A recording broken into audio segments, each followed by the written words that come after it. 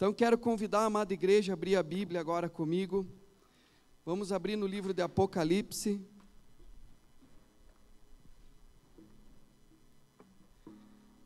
Apocalipse capítulo 1, versículo 9. Aleluia. Apocalipse capítulo 1, versículo 9. Os irmãos podem tomar assento na presença de Deus. Apocalipse capítulo 1, versículo 9.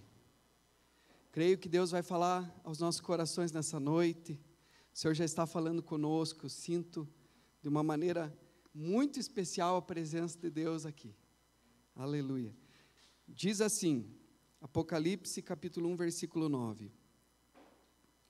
Eu, João, irmão vosso e companheiro na tribulação, no reino, na perseverança em Jesus, achei-me na ilha chamada Patmos, por causa da palavra de Deus e do testemunho de Jesus. Eu, João, irmão vosso e companheiro na tribulação, no reino, na perseverança em Jesus, achei-me na ilha chamada Patmos, por causa da palavra de Deus e do testemunho de Jesus. Irmãos, João estava ilhado, ele estava levado cativo para uma prisão que ficava numa ilha chamada Patmos. E nessa ilha chamada Patmos ele teve revelações da parte de Deus, e ele escreve essas revelações aqui na palavra do Senhor. E é tão maravilhoso porque ele não se autodenomina bispo, embora seja um bispo, embora seja um presbítero. Mas ele não se coloca como alguém numa posição acima, porque a palavra do Senhor, ela traz bispo e presbítero como sendo a mesma coisa. Então não existe uma hierarquia no reino do Senhor. Bispo, presbítero são a mesma coisa. E é tão maravilhoso porque quando ele escreve, ele diz assim: eu, João, irmão vosso e companheiro na tribulação. E é tão importante, irmãos, nós congregarmos, nós estarmos reunidos aqui com pessoas, não apenas assistir o culto ou ler a Bíblia em casa, mas estarmos congregados, reunidos com pessoas, e também não somente aqui no culto de celebração, mas também na célula. É necessário que você participe de uma célula, que você conviva com irmãos em Cristo, irmãos na fé, porque isso nos fortalece espiritualmente, e é muito importante, e a palavra de Deus diz em Hebreus, capítulo 10, que nós devemos congregar, e não deixarmos esse costume, como alguns fazem, tanto mais agora, quanto vemos que o dia se aproxima. Nós necessitamos desse fortalecimento espiritual, tanto mais agora, nos tempos em que nós estamos vivendo, é uma necessidade de congregarmos, e os irmãos vão compreender sobre isso um pouco mais adiante. Mas eu acho tremendo aqui esse início, irmãos, porque ele diz assim: eu, João, irmão vosso e companheiro na tribulação. E é tão maravilhoso, o irmão Edson falou sobre a nossa identidade de filhos de Deus, e é exatamente isso que Deus quer que nós compreendamos, que nós somos uma família espiritual, irmãos.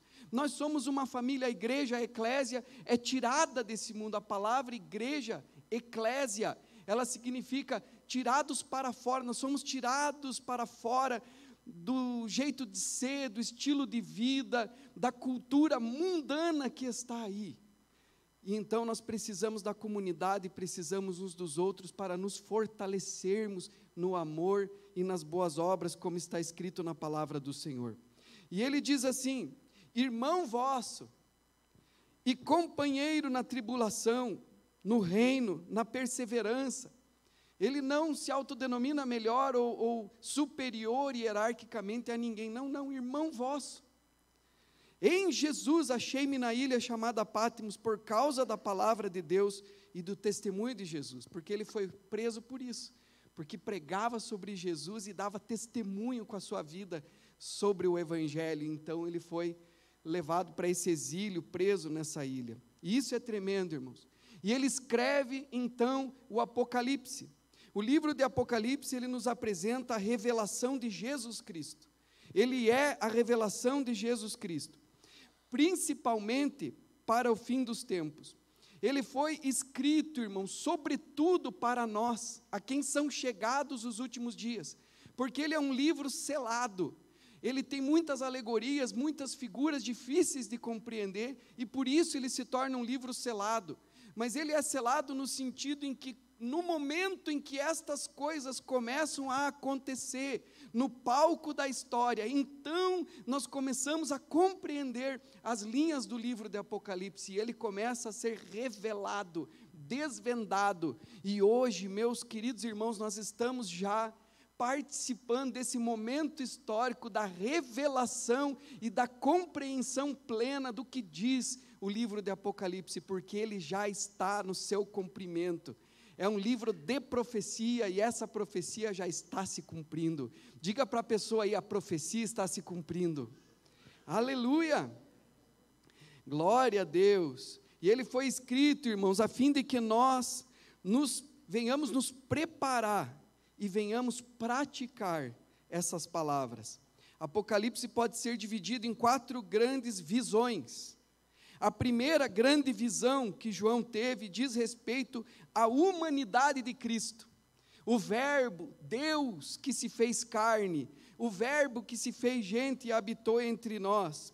E também revela a sua ascensão, porque quando Jesus ascendeu, quando ele foi arrebatado por Deus, diz a palavra do Senhor que ele se tornou sumo sacerdote. E essa é a primeira revelação, a primeira visão que nós temos no livro do Apocalipse, que diz respeito à humanidade de Cristo e em sua ascensão como sumo sacerdote, pois ele está cuidando das igrejas de todas as eras, aqui representadas pelas 7 igrejas da Ásia Menor. Isso está em Apocalipse do capítulo 1 até o capítulo 3. A segunda visão que João tem diz respeito ao destino do mundo, e ela é relatada com detalhes por meio de fatos e eventos. Isso está no Apocalipse, capítulo 4 ao capítulo 16. Fala sobre esse destino do mundo e relata com detalhes, por meio de fatos e eventos que já estão acontecendo e também que acontecerão. Depois nós temos a terceira visão gloriosa do livro do Apocalipse, que corresponde à grande Babilônia e ao reino milenar e ao julgamento final. Apocalipse capítulo 10, versículo 20. Porque o Senhor Jesus, na sua vinda, após o arrebatamento, a ressurreição dos mortos, diz a palavra do Senhor, que Ele há de julgar os vivos e os mortos na sua vinda.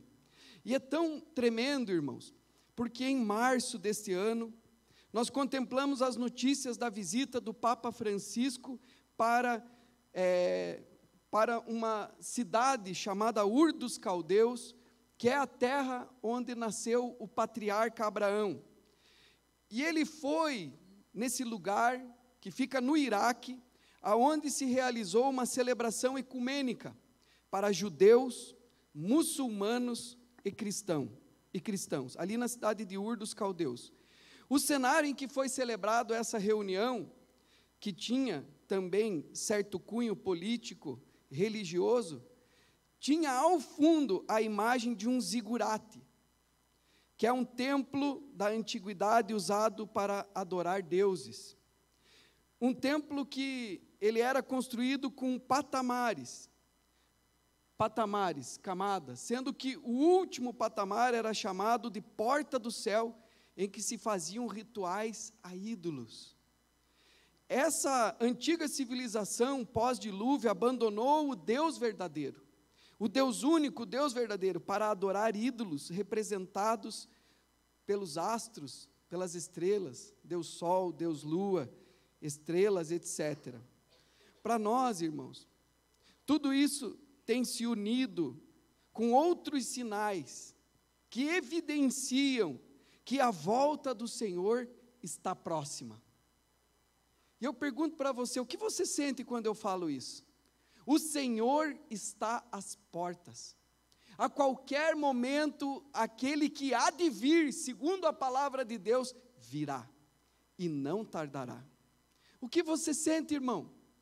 Eu vou dizer para os irmãos que um crente verdadeiro, cheio do Espírito Santo, que tem a lâmpada cheia de óleo, ele não só se alegra, como ele diz: Maranata, ora vem, Senhor Jesus, eu quero ir contigo, eu quero subir contigo, eu quero ir na tua glória, eu desejo estar com o meu Senhor, ser arrebatado por Ele. Mas enquanto isso não acontece, nós precisamos viver aqui nesta terra ainda, mas vivermos de que maneira? Vivermos aqui para a glória de Deus. Diga para o irmão: vamos viver para a glória de Deus. Por que isso é importante, irmãos? Porque no momento em que ele surgir, e a Bíblia diz que ninguém sabe a hora em que ele há de vir, diz a palavra que ele virá como um ladrão. Ele não é ladrão, longe disso, mas ele virá de surpresa, de sobreaviso, como um ladrão. E quando ele vier, quando ele chegar, quando ele se manifestar, que ele ache a minha e a sua vida fazendo assim, que ele nos ache vivendo para a sua glória. Aleluia! Chegará o momento, meus irmãos queridos, em que Deus colocará um fim a essa grande Babilônia com seus deuses e com a sua prostituição espiritual. Por fim, irmãos, há uma última visão de Apocalipse, é a visão da nova Jerusalém. Que coisa gloriosa, que coisa maravilhosa, irmãos. E é tão tremendo porque tudo está já nos preparando para que nós tenhamos esse antegozo, esse desejo de estarmos lá com o nosso Senhor. Esses fatos que estão acontecendo na história mostram que tudo está caminhando para uma religião única. O Papa Francisco, quando ele entrou como Papa, se eu não me engano, foi em 2013, ele já entrou com essa proposta do ecumenismo, de forçar um ecumenismo, de que todos venham adorar um único Deus e de aceitar todas as religiões como sendo boas e como sendo caminhos para o Senhor, num discurso de paz, num discurso de respeitabilidade, inclusive distorcendo a missão de São Francisco de Assis, que foi um grande homem de Deus, um evangelista nos seus tempos da igreja, que foi para o Sudão, foi para estes lugares, foi para estas terras evangelizar. E a Bíblia diz que lá no Iraque, nessas regiões, ele evangelizou o sultão. Por isso que ele tem aquela oração: onde há trevas, que eu leve a luz, onde há o erro, que eu leve a verdade, onde há mentira, que eu leve a verdade. E ele foi lá, irmãos, e ele evangelizou o sultão. Ele não foi lá fazer ecumenismo, ele não foi lá dizer: não, o teu Deus é o meu Deus, é um Deus só, está tudo certo. Não, não, irmãos, ele foi lá e pregou a palavra para eles, anunciando Jesus Cristo como Salvador, anunciando Jesus Cristo como caminho de salvação, ao ponto de no final da visita o sultão dizer para São Francisco assim: eu vou pensar no que você me disse. E esse é o papel da igreja nos nossos dias, irmãos. Enquanto nós estamos aqui, nós temos uma missão, porque nos é dada a tarefa de completarmos a grande comissão. A tarefa inacabada da grande comissão está sobre nós, a igreja do Senhor Jesus. E então nós entraremos nessa terra preciosa, nessa nova Jerusalém, nessa Canaã celestial, que está descrita na última visão do livro em Apocalipse, capítulo 21 ao capítulo 22. Na primeira visão, João é encorajado por Deus a escrever e transmitir a revelação que ele estava ali recebendo. E o Senhor diz a João em Apocalipse, capítulo 1, 19: escreve, pois, as coisas que viste, e as que são, e as que hão de acontecer depois destas. Perceba bem: escreve, pois, as coisas que viste, e as que são, e as que hão de acontecer depois destas. Apocalipse 1:19. Nós temos aqui uma revelação a ser realizada em 3 etapas. Em primeiro lugar, João precisaria escrever e relatar as coisas que ele viu, para que a igreja soubesse daquilo que ele viu. E o que ele viu? Diz o texto sagrado em Apocalipse 1, versículo 12 a 13, que ele viu 7 candeeiros de ouro, e no meio deles o Filho do Homem, com vestes talares de sumo sacerdote, andando no meio dos candeeiros. Essa visão corresponde a Jesus Cristo, cuidando das igrejas e suprindo-as. Isso é tão maravilhoso, irmãos, porque Jesus, quando ascendeu e assentou-se à destra do Pai, diz a palavra, ele intercede por nós. E quando João viu Jesus, João não viu aquele Jesus como pregado numa cruz, fraco, não, porque ele não é mais assim, ele viu o Jesus ressurreto, que os seus olhos são como chama de fogo, aleluia, um Jesus glorioso. Foi esse Jesus que João contemplou, e diz a palavra que ele viu o Filho do Homem com vestes talares de sumo sacerdote, porque Jesus é o sumo sacerdote, Jesus é o cabeça da igreja, e juntamente com esta visão, ele viu, a igreja aqui revelam estados espirituais de cristãos em todas as eras, inclusive nos nossos dias. Existe uma super avivada, mas que o Senhor diz assim: tenho contra ti, que você perdeu o teu primeiro amor. Talvez você que está aqui hoje é super reto, correto, se orgulha da sua retidão moral e etc., da sua retidão doutrinária, mas talvez você perdeu o teu primeiro amor, e o Senhor diz: arrependa-te, volte a praticar as primeiras obras, senão virei contra ti e removerei do seu lugar o seu candeeiro, diz a palavra do Senhor. Existe uma outra que está um pouco mais avivada, existe uma outra que está morna, ao ponto de o Senhor Jesus dizer: não posso suportar, antes fosse frio ou quente, mas você é morno, eu quero vomitar você, por causa do estado espiritual da tua vida.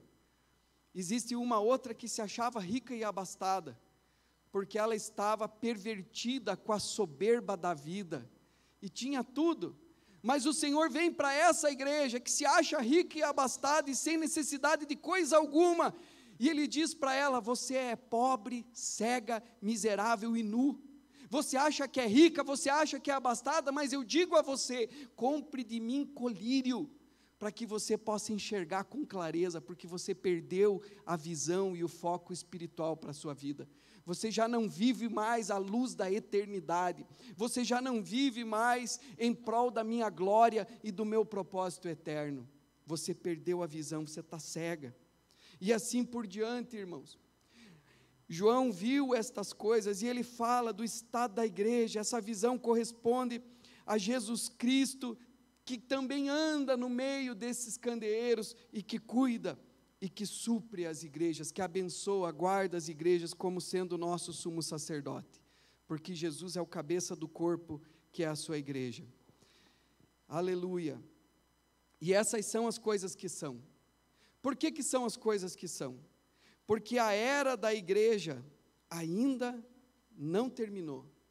A era da igreja ainda está em andamento.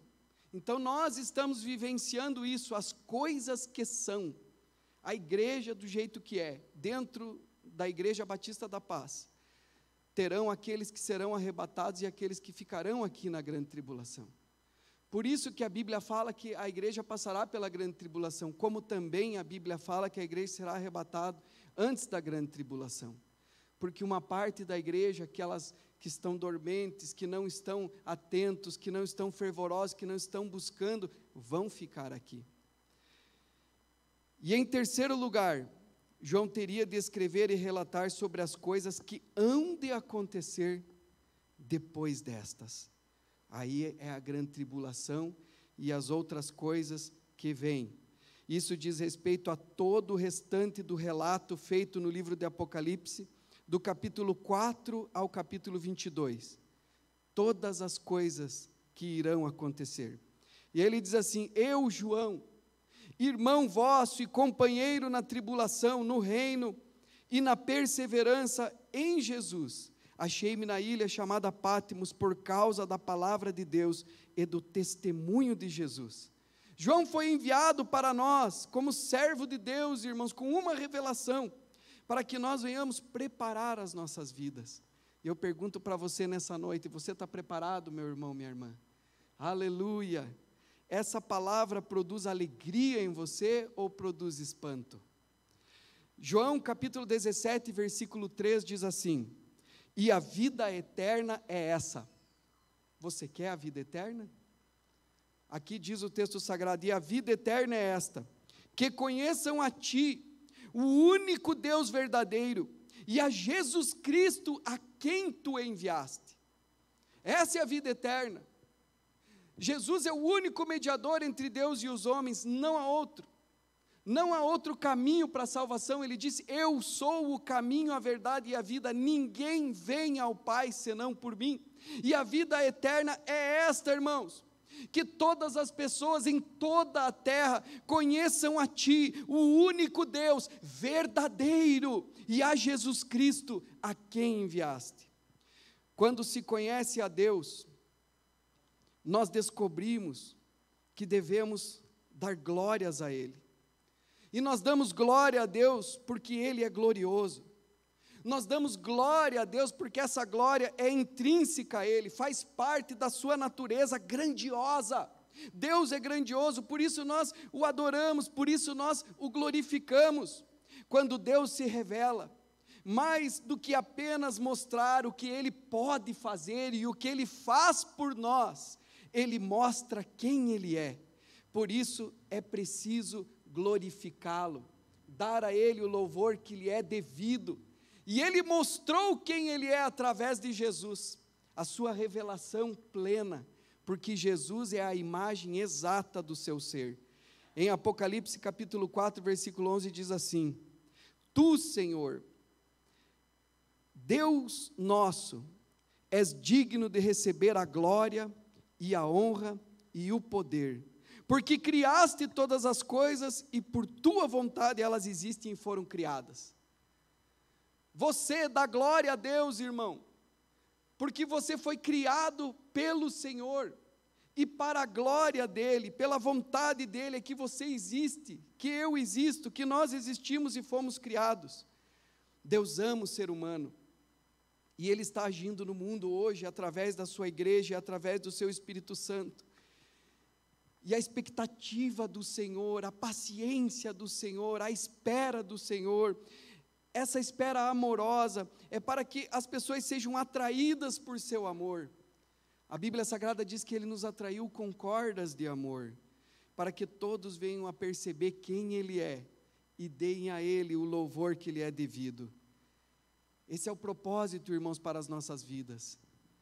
A Bíblia diz e revela isso, que o propósito eterno de Deus é sermos uma família de muitos filhos, mas não filhos de qualquer jeito, filhos semelhantes a Jesus. Mas por que sermos semelhantes a Jesus? Porque Jesus é a imagem desse Deus, Ele é o primeiro missionário, Ele veio revelar e manifestar a glória de Deus a nós. E então, quando nós nos tornamos semelhantes a Jesus, nós nos tornamos semelhantes a Jesus com o propósito de glorificá-lo, aleluia. Diz a palavra: vocês são o sal da terra e a luz do mundo. Que o sal não se torne insípido, porque se o sal se tornar insípido, para nada mais presta, senão para ser lançado fora e pisado pelos homens. Mas assim brilhe a sua luz diante dos homens, para que vejam as vossas boas obras e glorifiquem a vosso Pai que está nos céus. É por isso que sermos semelhantes a Jesus redunda em vivermos para a glória do Pai. Aleluia. E está escrito, irmãos, em Filipenses capítulo 2, versículo 11, que um dia toda a língua confessará que Jesus Cristo é o Senhor, para a glória de Deus o Pai. Mas talvez nesse dia seja muito tarde. Por isso que está escrito que naquele dia, quando Ele voltar na sua glória, todo joelho se dobrará e toda boca confessará que só o Senhor é Deus. Aí todo mundo vai reconhecer que só o Senhor é Deus. Por quê, irmãos? Porque na presença do Todo-Poderoso, do Altíssimo, todo mundo vai se ajoelhar, se arrepender. Meu Deus, perdão, Senhor, eu me arrependo, Senhor, eu reconheço, Senhor, Tu és o Senhor. Mas daí vai ser tarde, irmãos. Sabe por quê? Porque a motivação aí será uma motivação errada. Hoje nós temos liberdade, e hoje nós glorificamos e adoramos a Deus em nossa liberdade, por amor, reconhecendo quem Ele é, reconhecendo o seu senhorio sobre as nossas vidas. Mas naquele dia será dia de julgamento, todo joelho se dobrará, será tarde demais.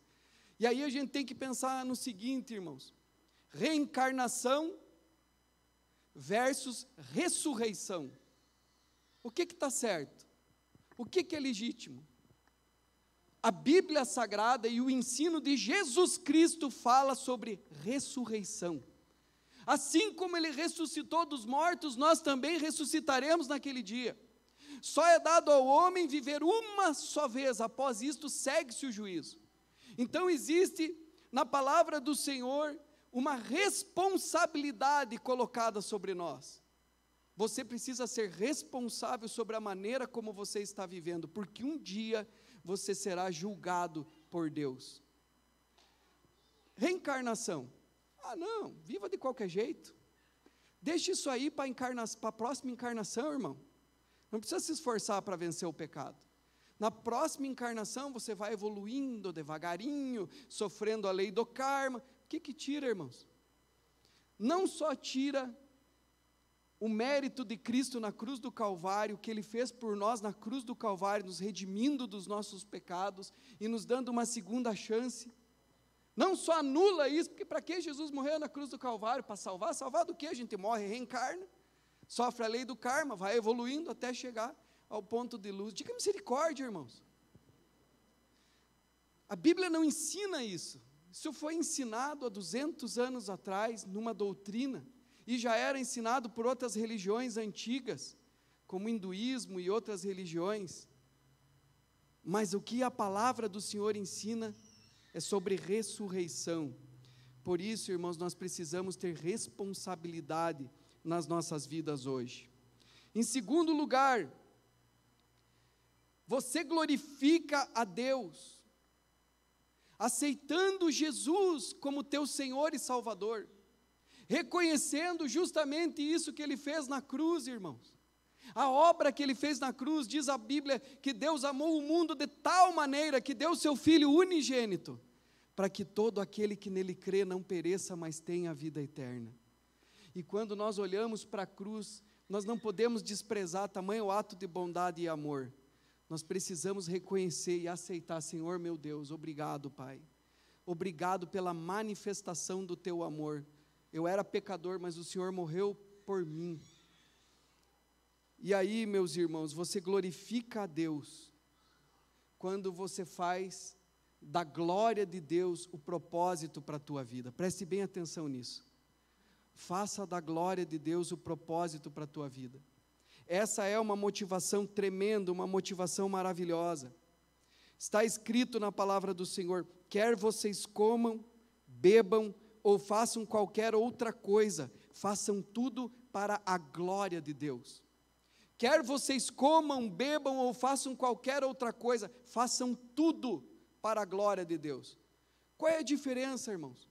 Quando nós adoramos Deus e quando com as nossas vidas nós glorificamos ao Senhor, ou quando nós vivemos para o nosso eu?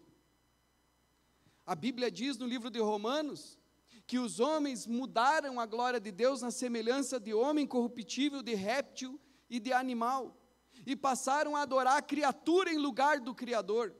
Todos os ídolos são uma projeção do eu, uma projeção do ego, uma projeção do homem.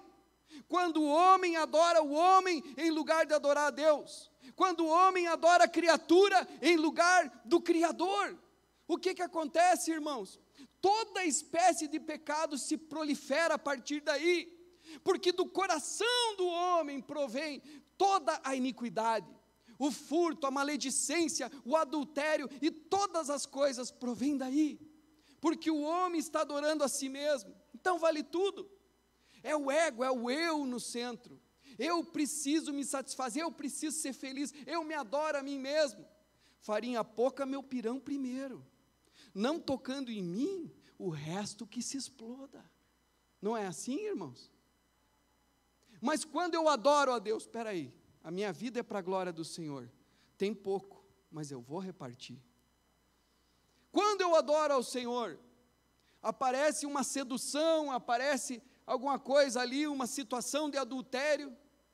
Se o meu eu é o centro, então, não, eu vou me satisfazer, eu vou aproveitar, o resto não interessa, os outros não interessam. Mas quando você adora a Deus, aí tem os 10 mandamentos. E por causa do amor a Deus e o amor ao próximo, porque Jesus resumiu todos esses 10 mandamentos: não roubarás, não adulterarás, não darás falso testemunho, não mentirás. Tudo isso aí o Senhor resumiu em 2 mandamentos: ame ao Senhor teu Deus sobre todas as coisas e ao próximo como a ti mesmo. E aí essa lei do amor nos leva, não, eu poderia me beneficiar com isso, mas isso não glorifica a Deus. Então essa é a pergunta: será que essa minha atitude glorifica a Deus? E dessa maneira, irmãos, o homem foi se afastando da imagem de Deus, da glória de Deus, foi perdendo a imagem de Deus porque estava adorando o homem. E quando o homem adora o homem vai se degenerando, se degradando, distorcendo a sua imagem original, que antes era a imagem e semelhança do seu Criador. E o texto diz, irmãos, ao ponto de se corromperem e Deus os abandonar nos seus maus pensamentos, porque quiseram adorar a criatura em lugar do Criador. Deus os abandonou aos seus maus pensamentos. Quer dizer, o Deus é o eu. Então tudo é válido nessa idolatria, nessa adoração. Então, para eu me satisfazer, tudo vale. Eu fui criado homem, sou homem, mas eu tenho vontade de ser mulher. E o Deus é o eu. Eu não vivo para a glória de Deus, eu vivo para o meu eu. Então vale. Mau pensamento. Está escrito: Deus, já que você não quer me adorar e me glorificar como Deus, então Deus os abandonou. Deus simplesmente, você tem livre-arbítrio. Se é isso que você quer, Deus se afastou e os abandonou em seus maus pensamentos, ao ponto de mudarem o uso natural da mulher. Está lá em Romanos capítulo 1, cometendo torpeza homem com homem, se inflamando em sua sensualidade, cometendo torpeza homem com homem, mulher com mulher. Por que, irmãos? Eu pergunto. Tudo por causa de sexo. Tudo por causa do eu. Diga misericórdia, irmãos. Está certo isso? É natural isso? Glorifica a Deus uma coisa dessa? E aqui diz o texto: quer comam ou bebam ou façam qualquer outra coisa, façam tudo para a glória de Deus. Por que a gente ensina, irmãos, que bebida alcoólica é pecado aqui na igreja? Mesmo uma tacinha, mesmo um pouquinhozinho, um vinhozinho. Por causa da lei do amor, irmãos. Porque pessoas, às vezes pequenas, estão olhando a tua conduta e seguindo os teus passos. E uma das coisas que mais destrói a vida dos jovens em idade acadêmica é a bebida. E às vezes ele aprendeu a beber porque o pai bebia só uma tacinha, um vinhozinho. Aí na idade acadêmica começa as festas, final de semana, e ele começa a beber com os amigos, e ali a vida dele é perdida. Porque ao invés de ele se concentrar nos estudos, ele se perde na preguiça, porque a bebida é uma droga. Todo mundo sabe que o alcoolismo é uma doença. E a palavra alcoólatra vem do latim latra, adoração. Da mesma origem, idolatria, idólatra, alcoólatra, adoração. Por isso que a pessoa diz: não, mas eu tomo só uma tacinha só para degustar. Então, se é só para degustar, irmão, deguste suco, que não tem o álcool. Deguste. Deus não fez uma variedade de fruta e um monte de coisa? É só para degustar? Deguste suco. Mas não, é aquela degustaçãozinha, né? Adoração, idolatria. E tem um Deus da bebida, que é o Deus Baco. Então isso tem uma espiritualidade, irmãos. E se você analisar, vamos beber, tudo que, se você comer, se você beber ou fizer qualquer outra coisa, faça para a glória de Deus. Não, Senhor, mas eu tomo uma tacinha para a tua glória. Será, irmão? Eu nunca vi para que tomar. Qual é a razão de tomar uma tacinha para a glória de Deus? O que Deus está sendo glorificado com você tomar uma tacinha de álcool, de vinho? Não está sendo glorificado. Pelo contrário, se você olhar o que a bebida fez na sociedade, no mundo, irmãos, você vai ver que aonde tem feminicídio, infanticídio, violência doméstica, várias outras coisas, como toxicologia, drogas, a porta de entrada é o álcool, e o pano de fundo de todas as coisas, inclusive pedofilia. Geralmente, onde tem um pedófilo, o pano de fundo daquela situação, álcool. E aí, uma mãe, um pai, estão lá lutando para tirar o filho do alcoolismo, ou a mulher e os filhos lutando para tirar o marido do bar, trazem o marido para a igreja, e os irmãos dizem, não, mas dá para tomar um golinho. Misericórdia, irmãos, a igreja se levantou para arrancar as pessoas desse tipo de coisa, Por isso que a gente é abstinente, por isso que é tão bom ser santo, ser crente, e para que isso aconteça, para que eu viva para a glória de Deus, eu preciso ter uma vida de santidade. Diga para o irmão aí, tem que ter uma vida de santidade, irmão. Preste um pouco mais atenção nesse ponto, irmão. Se você quiser viver para a glória de Deus, e não para o teu eu, você precisa ter uma vida santa. E aí a gente vê no Antigo Testamento, que o Antigo Testamento é uma figura, desde que eles foram tirados do Egito, que é uma figura do mundo, eles foram arrancados do Egito, eles estão no deserto, e eles estão caminhando para a terra prometida. Nós também fomos arrancados do mundanismo, e agora estamos no deserto e estamos caminhando em busca dessa Jerusalém celestial, dessa Canaã celestial. E aí a gente vê no livro de Josué a história de Acã, que ilustra muito bem essa necessidade de nós vivermos para a glória do nosso Senhor. Deus havia derrubado os muros de Jericó e entregado a cidade nas mãos do seu povo. Eles experimentaram santidade e viram a glória do Senhor. Todos os que santificam a sua vida por amor a Jesus e por amor ao Evangelho, que negam o eu, negam a si mesmos, disse Jesus, se alguém quiser vir após mim, tome a sua cruz de cada dia, negue-se a si mesmo e me siga, negue o eu, e viva para mim a glória. Todos os que fizeram isso experimentaram a glória de Deus e a manifestação poderosa, sobrenatural do Senhor nas suas vidas. Eles entraram, irmãos, os muros caíram, bendito seja o nome do Senhor. Em Josué capítulo 3, versículo 5, Josué disse para eles assim, antes de entrar, Josué disse para eles, e essa palavra é para nós nessa noite, santificai-vos, porque amanhã o Senhor fará maravilhas entre vós. Santifiquem-se, porque amanhã o Senhor fará maravilhas entre vós. E depois deles entrarem e derrubarem aquela cidade poderosa, eles enfrentaram um vilarejozinho chamado Ai, muito pequenininho, insignificante, mas eles perderam a batalha. Por quê? Porque Acã desobedeceu a Deus, violando algumas ordens explícitas que o Senhor havia dado, para que, quando eles entrassem na terra prometida, eles não fizessem, porque o Senhor queria que eles fossem santos, puros, um povo distinto, um povo sacerdotal. E eles entraram naquela cidade, e Acã viu algumas coisas ali do mundo, irmãos, e ele resolveu, não, mas eu vou pegar essas coisas do mundo. Por isso que tem tanta gente que não consegue se firmar na igreja, se firmar no Evangelho, porque ao mesmo tempo ele quer ser do mundo, ele se agrada do mundo, ele ama o mundo, e ao mesmo tempo ele quer servir a Deus, ele quer amar a Deus. Não tem como, irmãos. Você precisa abrir mão do mundo para servir ao Senhor, e Deus sabia o que ele havia feito, porque Deus é onipotente, Deus é onipresente, Deus é onisciente. Por isso eles perderam aquela investida para aquela cidade. Talvez com você esteja acontecendo alguma coisa semelhante. Você tenta romper, você tenta progredir, mas existe alguma coisa travando, impedindo a sua bem-aventurança nos termos da palavra de Deus. E eu quero ler juntamente com vocês esse texto. Josué capítulo 7, versículo 19. Os irmãos podem acompanhar aqui.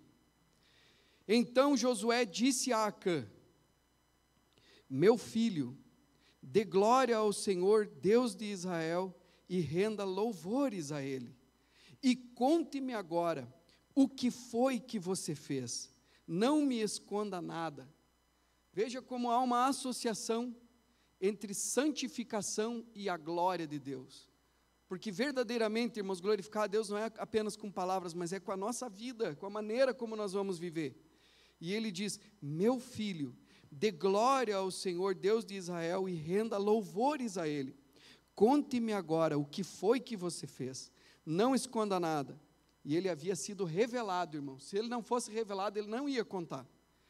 E diz o texto sagrado na continuação. Acã respondeu a Josué: é verdade, eu pequei contra o Senhor, Deus de Israel, e fiz assim e assim. Quando vi entre o despojo uma boa capa babilônica, com uns 2,5 quilos de prata e uma barra de ouro, pesando mais de meio quilo, cobicei essas coisas e as peguei para mim. E eis que estão escondidas na tenda, no meio da minha tenda, e a prata por baixo. Então Josué enviou mensageiros, que foram correndo à tenda de Acã, e eis que tudo estava escondido nela, e a prata estava por baixo. Tiraram aquelas coisas do meio da tenda, e as trouxeram a Josué e a todos os filhos de Israel, e as colocaram diante do Senhor. Então Josué e todos os filhos de Israel com ele, pegaram Acã, filho de Zerá, e a prata, e a capa, e o barro de ouro, e os filhos e as filhas dele. Veja, irmãos, é a consequência geracional. Muitas vezes a nossa conduta afeta a vida dos nossos filhos diretamente. E então pegaram os filhos e as filhas dele, todas aquelas coisas, e também os seus bens, os seus bois, e os seus jumentos, as suas ovelhas, e a sua tenda, e tudo o que ele tinha, e os levaram para o vale de Acor. Josué disse a Acã: porque você trouxe esta calamidade sobre nós, o Senhor hoje trará calamidade sobre você. E todo Israel o apedrejou, e depois de apedrejá-los, ainda os queimou. O que aconteceu aqui, irmãos? Arrependimento tardio. Depois que nós somos iluminados, nós precisamos nos arrepender dos nossos pecados e abandonar estas coisas. Você precisa olhar para si e ver: será que tem um Acã aqui dentro de mim? Será que tem alguma coisa que não é para a glória de Deus escondida na minha vida? E quando você fizer, irmãos, essa autoanálise, não busque os pecados que lhe são mais fáceis, mas coloque tudo diante do Senhor. Senhor, eu me arrependo, eu não quero mais ser assim. Porque, irmãos, enquanto a vida, a esperança de salvação, mas depois da morte segue-se o juízo, então não adianta mais. É a palavra do Senhor, você precisa se arrepender agora. Essa é a motivação correta. Ele reconheceu e glorificou a Deus, mas já era tarde. A Bíblia diz que naquele dia todos glorificarão, todo joelho se dobrará, mas será tarde. Ele vai separar os bodes das ovelhas e vai dar a cada um a parte que lhes cabe, irmãos, e naquele dia será tarde demais. Então esse é o tempo, antes de nós entrarmos, esse é o tempo, santificai-vos hoje, porque amanhã, e é logo ali, irmãos, o Senhor está às portas, o Senhor fará maravilhas no meio de vós. Essa história de Acã mostra bem a vida de muitas pessoas de hoje em dia. Talvez a sua vida esteja parecida com essa vida, porém, essa atitude revelou uma rebeldia explícita contra a glória do Senhor. Hoje em dia, muitas pessoas preferem estas conquistas de tesouros pessoais para locupletar o seu próprio eu e substituírem pela glória do Senhor, ao invés de realmente se submeterem à palavra de Deus e glorificarem ao Senhor. Infelizmente, irmãos, estes homens experimentam apenas uma felicidade mundana, que é passageira. E hoje nós estamos vendo isso. Mateus capítulo 5, versículo 8 diz: bem-aventurados os puros de coração, pois verão a Deus. É necessário, irmão, que você purifique o seu coração hoje. Bem-aventurado é feliz. Jesus está falando: venha ser feliz. Bem-aventurados os puros de coração, porque eles verão a Deus. São esses os que verão a Deus. Então aproveite hoje, irmão, para você confessar os seus pecados, para você mudar de vida, Se você está morno, volte ao fervor espiritual, se converta, se firme na casa do Senhor e na presença do Senhor. Quando nós confessamos os nossos pecados, o Senhor é fiel para perdoar os nossos pecados, Ele nos perdoa. Está escrito em 1 João capítulo 1, versículo 9, se confessarmos os nossos pecados, Ele é fiel e justo para perdoar os nossos pecados e nos glorificar de toda injustiça. Às vezes você fica se apegando a coisas assim, e quando você faz a pergunta, mas será que isso na minha vida é para a glória de Deus? Você sabe a resposta, ela já está dentro de você. Então abra mão disso, irmão. Ainda que você esteja se beneficiando de alguma maneira, pela glória de Deus, abra mão disso, irmão, porque vai valer a pena, aleluia, glória a Deus. Está escrito em 1 João capítulo 2, versículo 16 a 17, preste bem atenção nessa palavra, porque tudo o que há no mundo, a concupiscência da carne, concupiscência dos olhos e a soberba da vida, não vem do Pai, mas do mundo. Ora, o mundo passa e a sua concupiscência, mas aquele que faz a vontade de Deus, permanece para sempre. Aquele que faz a vontade de Deus, permanece para sempre. E a gente tem falado sobre isso. O que a gente vê hoje na televisão, nas redes sociais? Concupiscência dos olhos, porque você vai e é só sensualidade. Concupiscência dos olhos, concupiscência da carne. O que é isso? Eu tenho que satisfazer o meu eu, tenho que satisfazer a minha carne, o meu eu, o meu ventre. E a soberba da vida, que não é do... Por que é a soberba da vida, pastor? A soberba da vida é o valor do mundo, irmãos, que você precisa ter status, que deixa as pessoas aflitas, que tira o contentamento, que tira a alegria. Eu não consigo ter aquela marca. Saiu um celular novo, mais moderno, eu não consigo ter. Meu vizinho comprou um carro novo e eu me aflijo. Isso é soberba da vida, mas graças a Deus que o Senhor nos livrou desse sistema da soberba da vida, aleluia. Você pode glorificar o Senhor, igreja? Bendito seja o nome do Senhor, porque tudo que há no mundo é isso, irmão, é vaidade, é essa soberba da vida, e é isso que a gente vê na internet, é isso que a gente vê no mundo, concupiscência dos olhos, concupiscência da carne e a soberba da vida, mas o mundo passa e a sua concupiscência, mas aquele que faz a vontade do Senhor, permanece para sempre. E essa é a importância, irmão, de você congregar, comungar, porque você se fortalece numa cultura que se chama igreja.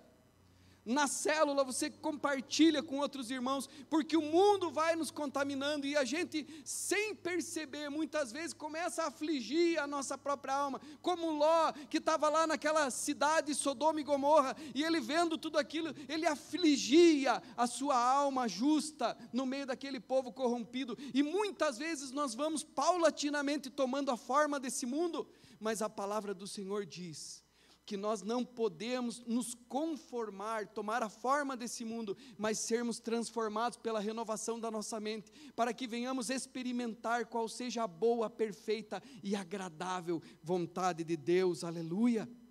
E essa é a importância, irmão, do congregar, porque você se alimenta, você está aflito, e muitas pessoas, inclusive, irmãos, estão entrando em depressão, por falta de congregar, por falta de ir na célula, por falta de vir à igreja, começa a entrar em depressão. Por quê, irmãos? Por causa do mundo. Ele quer as coisas do mundo, mas ao mesmo tempo ele quer agradar a Deus. Ele está ali muitas vezes só olhando e tentando consumir, comprar coisas em loja e tentar se satisfazer, mas a Bíblia diz, irmãos, que aquele que quiser ganhar a vida nesse mundo, perdê-la-á, mas aquele que escolher perder a sua vida nesse mundo por amor de Cristo e do Evangelho, esse vai achar. Aí a pessoa vai na célula e ela ora, e os irmãos oram junto, e ela, graças a Deus, obrigado, Senhor. Ela sai iluminada, com sobriedade, com a visão do reino, com os olhos olhando para a eternidade, para o propósito de Deus, e isso é maravilhoso, irmãos. O Senhor quer nos livrar dessas coisas. O maior pecado do mundo é você não viver para o propósito de Deus na sua vida. Deus tem um potencial a ser desenvolvido na sua vida. Dedique o teu potencial ao Senhor, à glória do Senhor. Desenvolva o seu potencial. Vamos nos pôr em pé, irmãos queridos. Aleluia. Eu ouvi uma ilustração, aliás, eu li uma ilustração nessa semana em um livro, uma história que falava de um menino que subiu no alto de um monte e pegou um ovo do ninho da águia. E ele trouxe aquele ovo do ninho da águia e ele colocou dentro do galinheiro, e a galinha chocou aquele ovo da águia junto com os seus ovos. E aquela águia nasceu naquele ambiente, no ambiente do galinheiro. E ela não sabia que ela era uma águia, porque quando você convive só com o mundo, quando você convive só com esses padrões e com esses valores mundanos, você se torna igual. Se você convive com pessoas murmuradoras, reclamonas, você se torna murmurador e reclamão. Se você convive com pessoas derrotistas, pessimistas, você se torna derrotista, pessimista. Se você convive com gente fofoqueira, que gosta de falar mal dos outros, você se torna uma pessoa assim. Se você convive com críticos, você vira um crítico. Aquilo que alimenta a tua mente, produz o teu padrão de pensamento, e a tua conduta também vai por esse caminho. E essa águiazinha estava lá. Mas um dia, ela olhou para o céu e passou uma águia voando, e ela disse assim: mas que coisa mais linda, mas será que eu posso ir para lá também? E ela começou a bater as asas, e ela viu que as suas asas eram fortes. Deus tem um potencial para a tua vida, irmão. Deus quer te tirar do galinheiro, irmão. Eis também a influência nossa sobre os nossos filhos. Se nós criarmos os nossos filhos como galinhas, eles vão se tornar galinhas. E Deus quer nos tirar do galinheiro, irmãos. Deus quer dizer para nós: vocês são águias, vocês são meus filhos e minhas filhas, voem, porque vocês não voam, voem, creiam, acreditem, o Senhor tem algo superior. Independente das circunstâncias, glorifique a Deus. Se está ruim, irmão, a situação não está como você queria, não importa, não chore, não reclame, não murmure, mas glorifique a Deus, porque aquele que vive para a glória de Deus e não para satisfazer o eu, quando a coisa não está boa, ele vê naquilo uma oportunidade para glorificar a Deus na vida dele. É só olhar no Antigo Testamento e ver como foi com José. José era filho de papai, tudo bem, tudo tranquilo na vida dele, rico, filho de papai, mas de repente, ele foi vendido para os irmãos como escravo para o Egito, e ele virou um escravo. Mas lá como escravo, sabe o que ele fez, irmãos? Ele não murmurou, ele disse: eu vou ser o melhor escravo, aleluia. E ele glorificou a Deus como escravo. Mas daí ficou pior ainda, e muitas vezes na nossa vida fica pior ainda. E o que ele fez, irmãos? Foi parar numa cadeia, mas lá na cadeia, ele glorificou a Deus, aleluia. E ele foi o melhor na cadeia, ao ponto de entregarem a administração da cadeia nas mãos dele. Seja o melhor para a glória de Deus, aonde você estiver. Dê o teu melhor para a glória de Deus, aonde você estiver.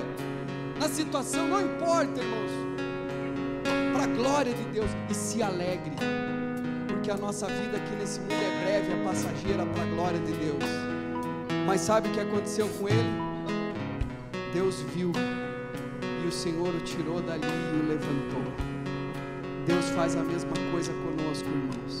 Santificai-vos, porque amanhã o Senhor fará maravilhas no meio de vós.